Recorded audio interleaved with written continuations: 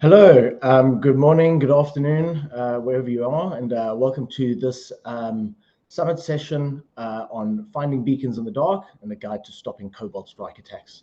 My name is Jonathan Jackson, and I am the Director of Sales Engineering for APAC and Japan, based in Sydney in Australia.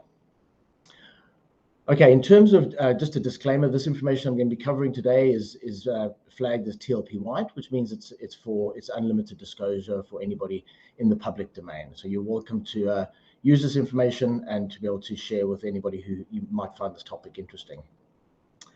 In terms of what we're going to be covering today, so we're going to be looking at what is Cobalt Strike. I'll spend a bit of time on that, so you understand what the software is used for and what it does.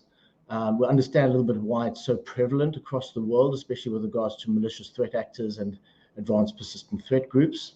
We'll cover a lot of information in terms of what we've gathered and how this data set of information can be used by different people, especially from a hunting perspective. We'll also analyze some of the nation state and advanced persistent threat groups that are out there, which leverage this technology and capability extensively in cyber attacks at the moment. And then we'll also have a look about how you can use this information to stop attacks. Effectively, we want to equip you from being the hunted into effectively being the hunter and turn the tables on malicious threat actors who are trying to use this emulation software against you. So we're going to be covering a little bit of cyber threat intelligence in this session, and we're also going to be looking at a number of content and capabilities with regards to something called Cobalt Strike beacons. So let's get into it. Okay, so what is Cobalt Strike? So for those who don't know, Cobalt Strike is the most advanced adversary simulation and threat emulation software that is available today. It is incredibly powerful in terms of what it can do, and it's widely used by malicious threat actors across the globe. It is also used by a vast number of the advanced persistent threat groups that we see globally in terms of their attacks against organizations everywhere.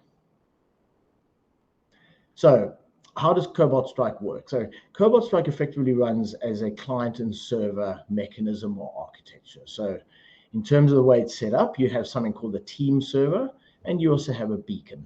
So the beacon is the agent that is installed on an endpoint, and the team server communicates with that agent and what we call a command and control server, so a C2 server in other words. The team server can deliver the malware payload to the beacon, but it doesn't always do that, and we'll cover that in a little bit more detail later. And effectively, the team server, as I mentioned, communicates with the beacon over various channels. The beacon, though, is what does all of the dirty work. Incredibly, as I mentioned before, incredibly powerful set of capabilities from a threat emulation perspective, covering things like, reverse shells, key logging, screenshots, credential harvesting, privilege escalation, data exfiltration in terms of ransomware, if your information is being encrypted or it's stolen then encrypted, and a lot of other capabilities which we'll go through in a little bit more detail. And the beacon obviously communicates back to this team server in terms of any commands and execution that it needs to deliver onto the endpoint. So why have we written about this now and this research? So this research, to put into perspective, has been going on for about 18 months to around about a year. We published the first set of data on this towards the end of last year, and we've since then through 2022 added significantly to the data set around teams and beacons. We know, and everybody sees, the high staple of cyber attacks across the world, are delivered over news cycles on a daily basis. And in most cases, Cobalt Strike is the common denominator. We estimate at Blackberry, kind of Cylon's research teams, that anywhere between 60 up to 80% of the cyber attacks that happen at a global level that we see originate or leverage Cobalt Strike. So this is why it's so important for hunters to really understand this threat and how it can be used against you. Cobalt Strike as a as a platform is quite reasonable. It's about $3,500 US for a yearly license, but there are also lots and lots of leaked and cracked copies that are available on underground cyber forums, on Telegram sites, etc. So that really lowers the barrier to entry for any malicious threat actor who wants to be able to launch a cyber campaign against any organization, effectively drilling it down to zero if they use a leaked copy of the software. Okay, so what have we done to combat this threat? So we've basically, at Blackberry, we've been able to build a system which is able to hunt for all of the Cobalt Strike team servers that are out there. As of today, we've been able to retrieve the beacon configs from over 70,000 beacons. And that's from around about 7,000 team servers that we've been able to identify. We've been able to extract the beacon configuration from these team servers, and we've been able to collate and cluster on specific information that we need to be able to look at being able to what we call constellation or correlation of this metadata.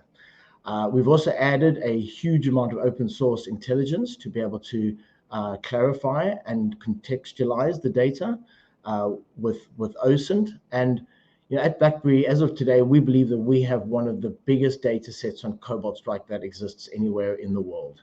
And what we've done is we've brought all this information together into a fairly easy to read book, which anybody can leverage. Okay, so who is this information for? So typically, it's going to be for anybody who's interested in Cobalt Strike or even cyber threat intelligence, but also possibly people who are looking to build their own hunting system in their organization. It's going to be applicable certainly to threat intelligence analysts, to threat hunters, incident responders, forensic investigators, SOC analysts, and also even red teamers. So if you are a pen tester or a penetration tester, this information could be quite interesting and used for you, useful for you. On the right-hand side, just a screenshot of a meme, which I really like, from Florian Roth, basically looking at the reality that we see across the globe of how prevalent Cobalt Strike is being used in cyber attack. And in the middle, they maybe can't read it, but basically it's highlighting that over 90% of the attacks that we see from Cobalt Strike are used by 20 copies or leaked or cracked copies of Cobalt Strike. And just showing how prevalent it is in the globe today. And as I mentioned previously, at Blackberry, we believe that anywhere from 60 to 80% of the cyber attacks that we get involved in, that we help on from incident response, is leveraging Cobalt Strike. So what are you going to get out of this session? So, there are a number of different elements to the session in terms of being a hunter, really understanding what Cobalt Strike does and how to protect yourself against Cobalt Strike attacks. We're going to spend some time with regards to cyber threat intelligence and how that can help you to plan for, cyber events that could happen against your organization. We'll also be able to look at how do you build in your framework of cyber threat intelligence and what that does. And obviously, the idea of this information is really to help you to protect your information, your data, your endpoints, your customers, and obviously your company or your network. We'll also help you to gain insight into how these team servers and beacons are deployed and what the configs looks like. And then also this information is quite helpful, I believe, for people who need to explain the realities of cyber threat in 2022 as it pertains to board advisory or C-level information for them to really understand the types of threats that are out there in the world today. So I've mentioned cyber threat intelligence, or CTI.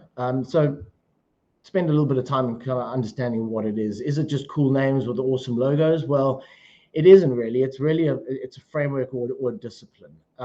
It's quite new, relative infancy, and we define cyber threat intelligence as being able to effectively just collect information on anything, who, what, when, where, how, why, about anything, a person or even a thing that is likely to cause damage or is a danger to computer or network systems.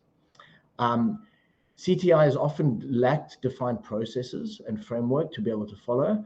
And we treat it as CTI as as I said, a life cycle with distinctive parts, which, to be fair, is just another way of saying that it's just a hexagonal, iteration of processes that you can follow. So in terms of CTI, there are lots of different ways of explaining this hexagon and the things that go on in here, and you'll see various versions of this around on the internet. But in terms of the way that we talk about it to help organizations, really around planning and direction, collection of information, processing of that data, analysis of the data and information, dissemination of that information, and then an iterative process as it pertains to evaluation and further feedback. So now let's have a look at CTI as part of this thing called the XDR world. So XDR, for those who don't know, stands for Extended Detection and Response. And Extended Detection and Response is really something that is a holistic overview or framework or platform for you to be able to create a huge amount of data and telemetry about cyber events and cyber attacks that are happening on your organization. And CTI is just part of that process. So threat intelligence and the insights that can be gleaned from that information is really used to be able to enhance your protection of your systems and of your data. CTI is often seen to increase efficacy for threat hunters and security products, as well as the professionals who use those products. And we at Blackberry call this kind of CTI intelligence-led protection and correlation. Okay, so let's have a look at what we do with regards to this information. So a fairly famous quote by Benjamin Franklin: an ounce of prevention is worth a pound of cure. And we basically see kind of two options here for Cobalt Strike and this information. We can either be in a reactive mode or we can be in a proactive mode. So from a reactive perspective, what we're basically doing is we're needing to deal with the beacon on the endpoint, which effectively means that there has to be a patient zero. Something has been compromised. The beacon has got in. It has installed itself on your network, and you are already compromised. Because of that, you're always going to be playing catch up to try and stop these types of attacks. We, with this information and research, believe that prevention is possible because we are able to find team servers out there and block them from even deploying the beacon and its payload. We basically allow you, we give you insight into how you can retrieve the beacon config and you can block it before it even reaches your endpoint.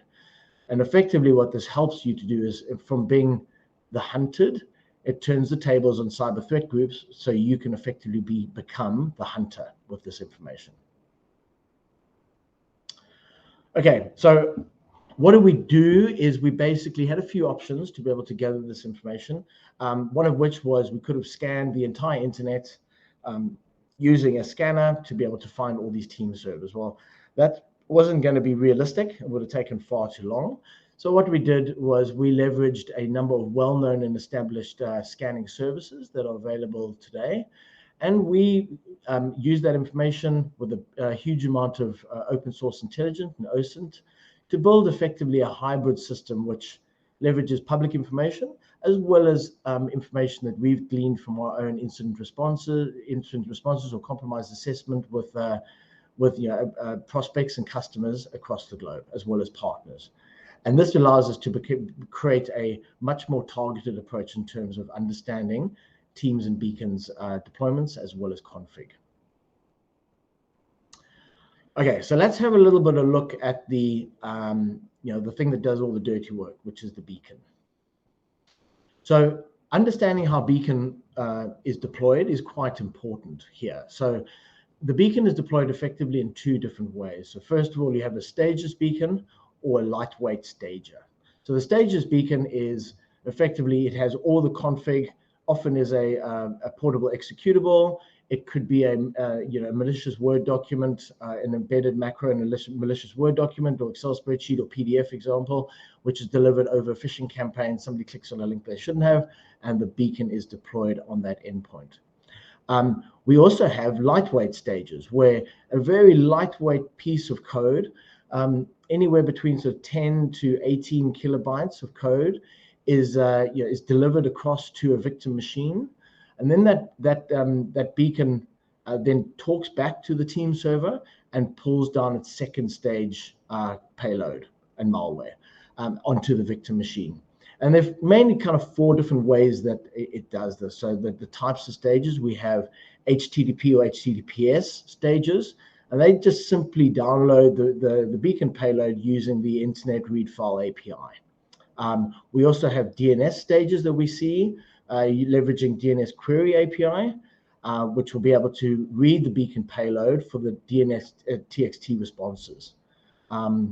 We see also TCP or bind stages that basically just connect with IP sockets, IP addresses and the sockets, and they will be able to download the beacon payload directly over that socket. And the 4th one is SMB stages, and they basically read the beacon payload locally through the Windows named pipe. Without question, the one that we see the most is the HTTP stager, and we're spending about a little bit more time on analyzing how that works as well a bit later on. Okay, so let's have a look at the information and how we collected it. So as I mentioned, scanning the internet for all of the team servers wasn't really realistic. So we leveraged a number of existing scanning sources, such as Shodan and Census and others. And then we started to pivot on some default settings. So we have default security certificates that are used in team servers. We also look at default ports that are used between teams and beacons. So 550 TCP port, and there's always a telltale extra null byte in the HTTP server response, which we can detect as well. So that returns a server 404 not found error, and that's easy to detect, and as part of the correlation of the metadata that we can analyze.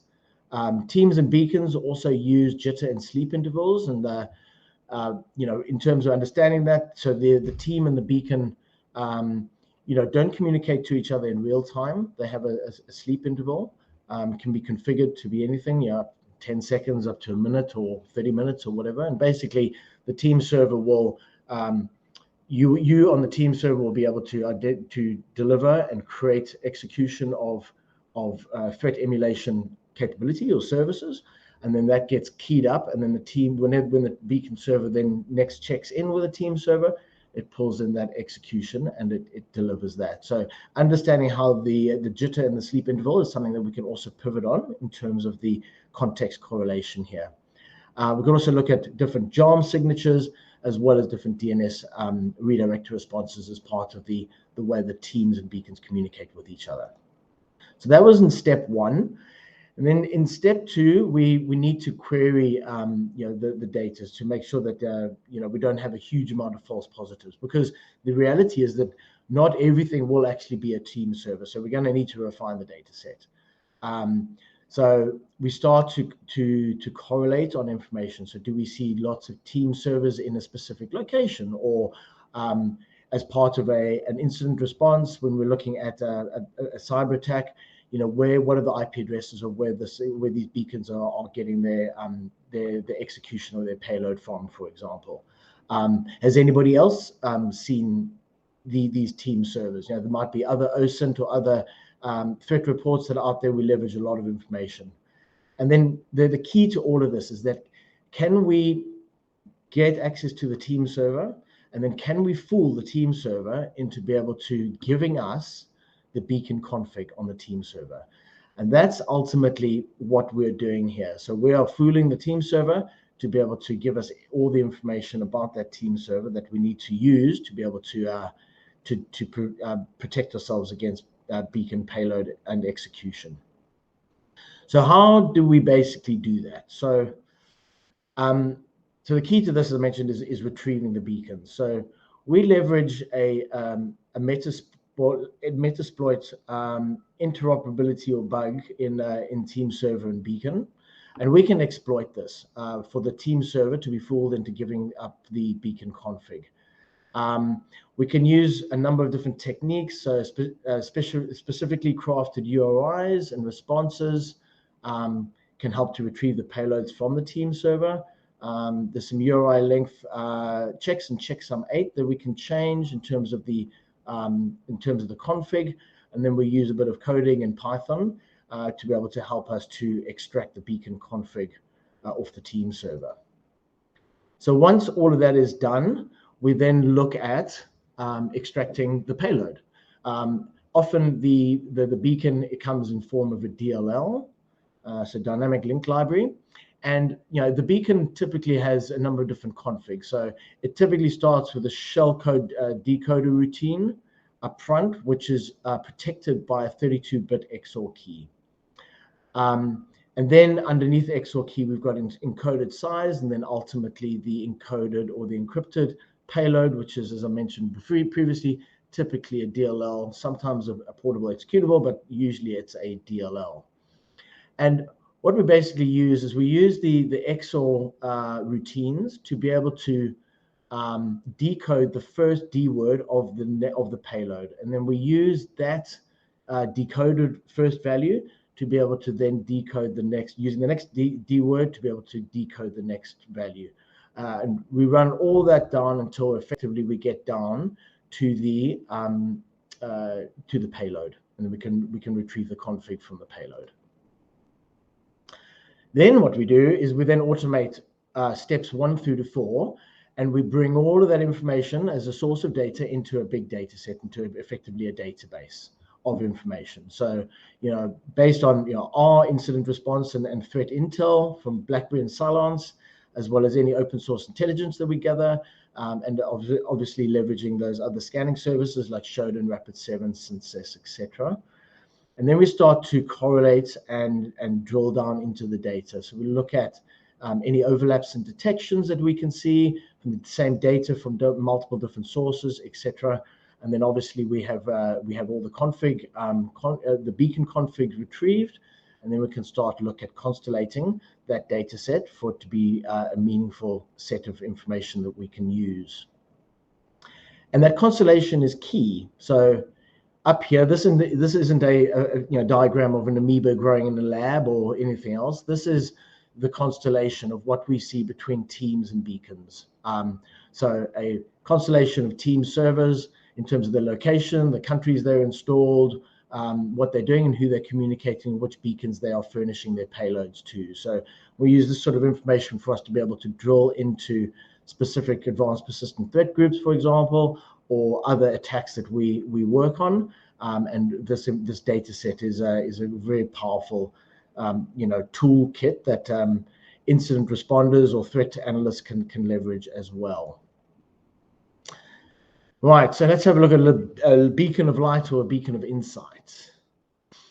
So one of the really powerful things that teams and beacons have, or Cobalt Strike has anyway, is effectively what they call a malleable C2 profile, so a malleable command and control profile. And this basically defines the communication between the beacon and the team server. This malleable profile is used to basically blend in, or to hide from is another word for blending in, typical endpoint telemetry. So for all intents and purposes, it looks like stock standard internet traffic. It's running on HTTP or HTTPS in terms of the HTTP stager payload delivery, as I mentioned previously. So it's very, very hard to detect this data. The C2 config is also known as a malleable profile, and as I mentioned, it's highly customizable and configurable using its own C2 language. It's defined in blocks, and you can see the blocks on the right-hand side in terms of the header definitions, etc. And each block of that definition or config is used for different facets of that stager deployment and communication back to the C2 server. So in terms of HTTP post or HTTP post settings, you can see them defined as part of the header settings as part of the C2 config. Now, the good thing and one of the important things for all of this information is that we are able to leverage this data to be able to deliver a Yarrow rule for you. So leveraging this data set of over 70,000 beacons, we can now create a Yarrow rule, which is going to help you block, identify, and detect around about 99.9% of the beacons that we've encountered so far at Blackberry. The only one that it's difficult to catch with the Yarrow rule is if the malleable C2 profile is leveraging a non-standard XOR key as part of the beacon config. That's a little bit harder for us to be able to decode, but certainly in terms of protection, as I mentioned, this Yarrow rule will catch over 99.9% of the beacons out there. So let's have a little bit of drill into the information that we've got, and some of I think some of the interesting insights that we can find.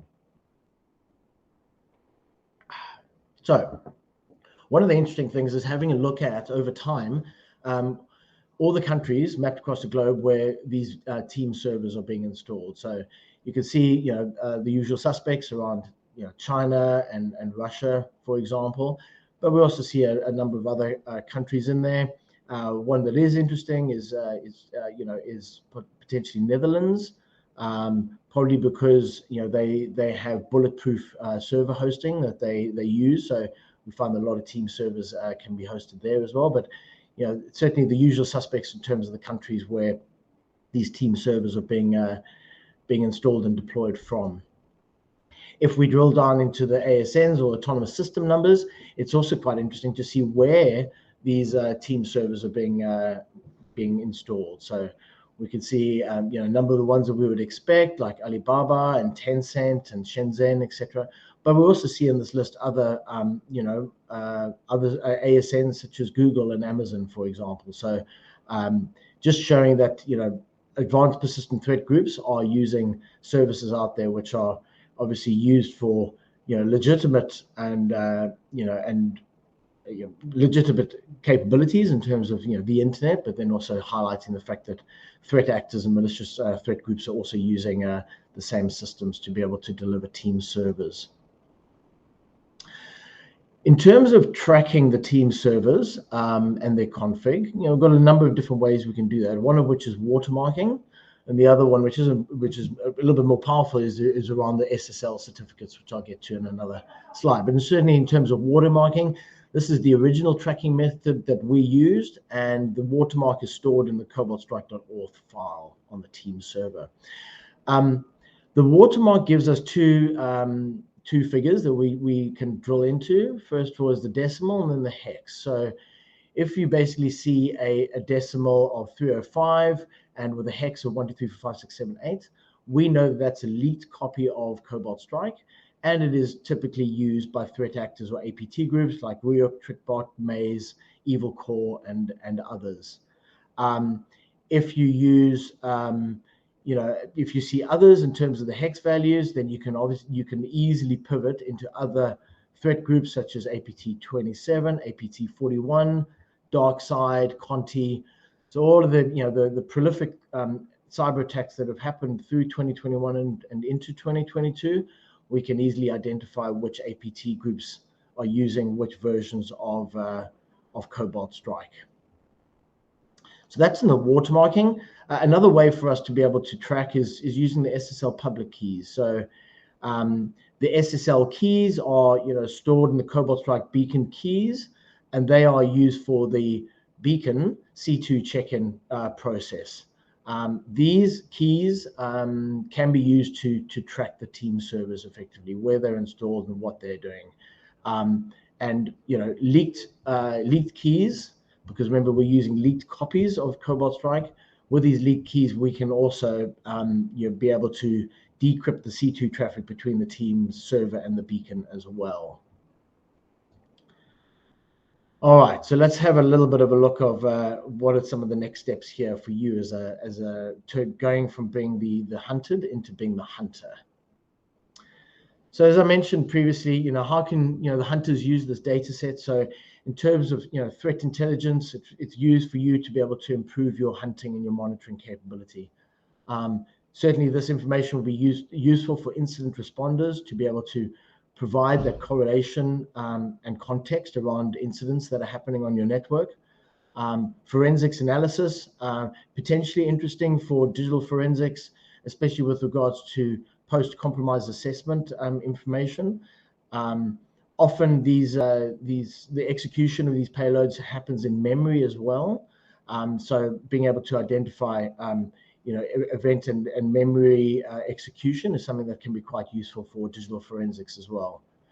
It's also useful for data science as well. So if you or your organization and your products as well, so with regards to XDR products, endpoint detection and response, or EDR products, they can use this data set to be able to augment their machine learning models to be able to easily identify effectively good from bad and help protect against these types of attacks.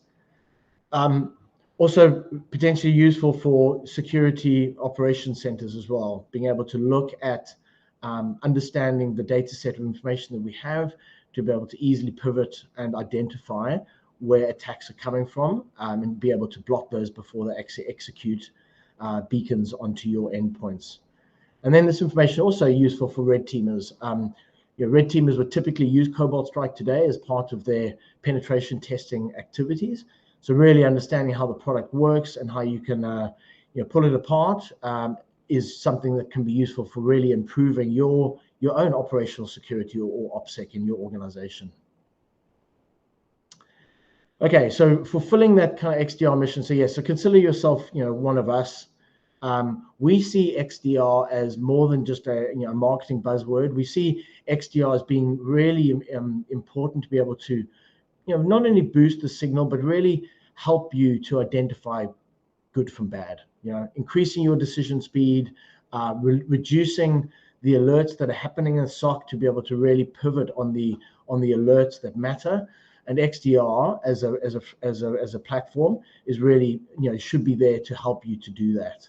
And XDR really should be looking to add context to a huge data lake or a huge amount of information, whether you're bringing alerts in from SIEM or SOAR or from an EDR product like Silence Optics or Silence Protect for endpoint protection. Is really looking at being able to leverage that full data set of information to be able to to be able to provide protection at machine speed, because humans clearly can't keep up with the level of cyber threats that happen out there in the world today. And we think that if you get XDR or some of this capability, certainly with a dose of cyber threat intelligence added in, really that sort of prioritized, contextualized, product agnostic alerting for your organization to be able to protect yourself. And if you get all of the acronyms around the XDR framework, then you're probably going to win buzzword bingo at your organization as well, because it is quite hard to keep up to all the acronyms in the cyber world that we have today. So finally, before we get to questions anyway, I see that there are some questions coming in, which is great. So thanks for all the questions. And just a reminder, if you do have questions on this content today, then please feel free to put them, to add them into Q&A, and I'll try and get to them if I can. There is a free ebook that is available to download. Just go to blackberry.com/beacon, and you'll be able to download this full book. It's a great read. It's not too technical. It's aimed at a technical audience, there's no question. But certainly anybody who's working in the threat intelligence field would definitely find great insight into the Beacons in the Dark book. We do also have some hard print copies as well. If anybody wants a copy, you're welcome to contact me. As my email address, I don't mind. And if we've got any copies left, I'm happy to ship them out to you. And also in the attachments on this webinar, you should be able to download the ebook directly from here as well. So please help yourself, take a moment to do that and share it around your organization. Okay, and with that said, that covers us off in terms of the slide and the content that I wanted to cover today. So let me go and have a quick look at any Q&A that we have.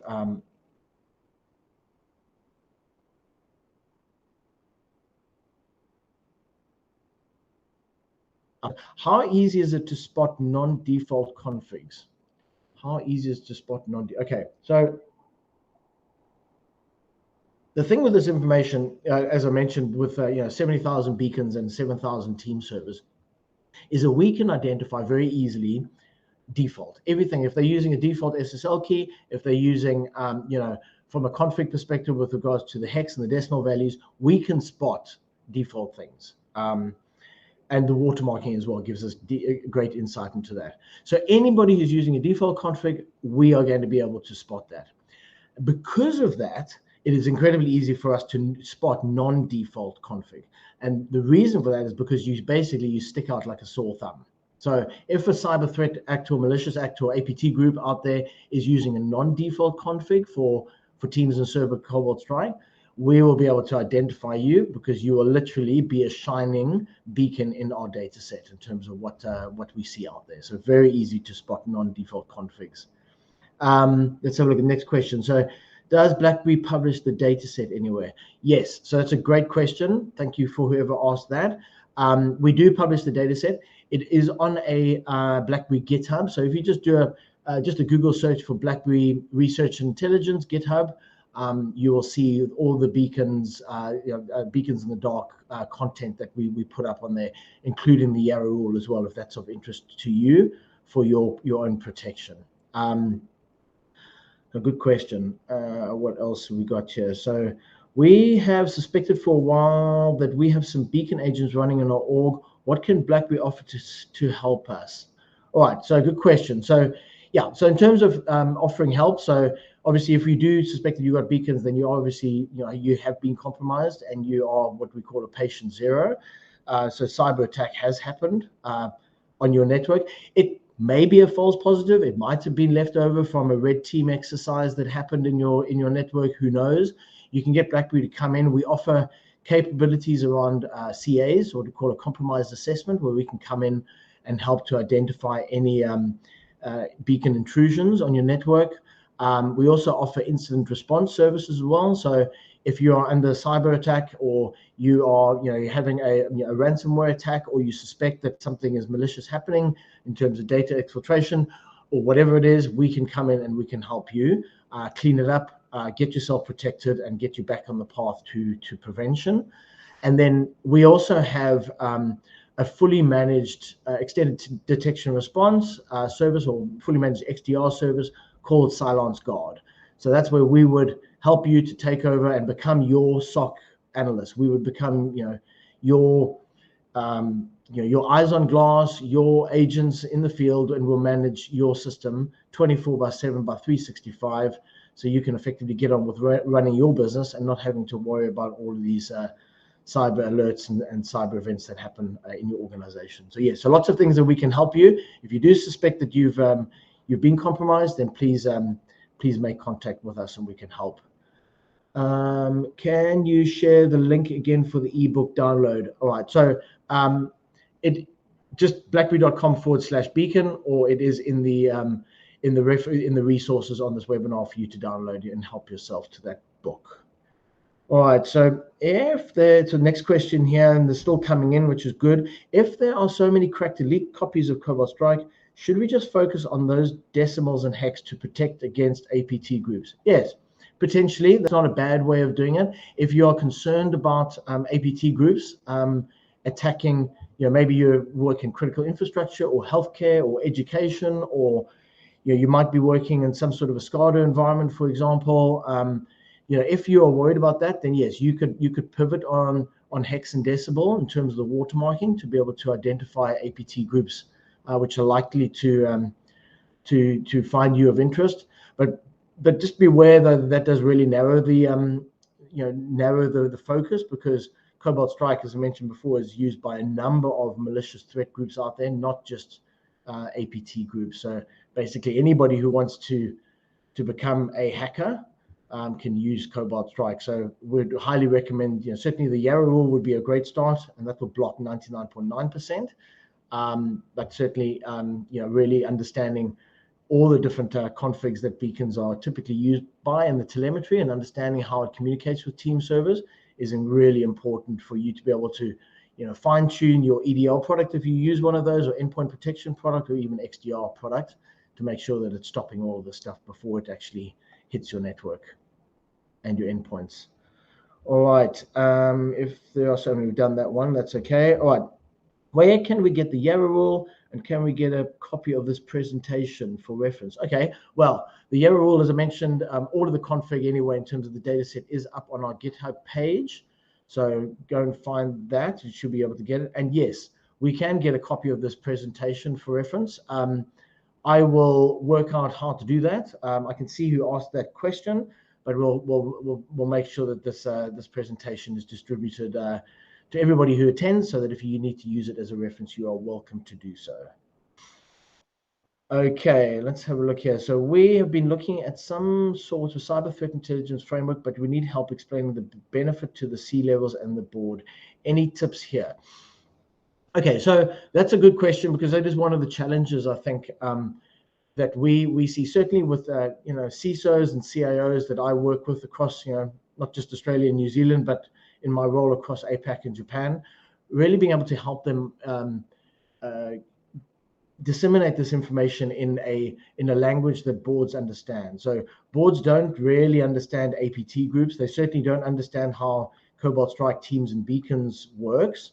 So what is important for you is to be able to make sure you're having a conversation in terms of language that boards understand. So boards really typically look at risk, return on investment,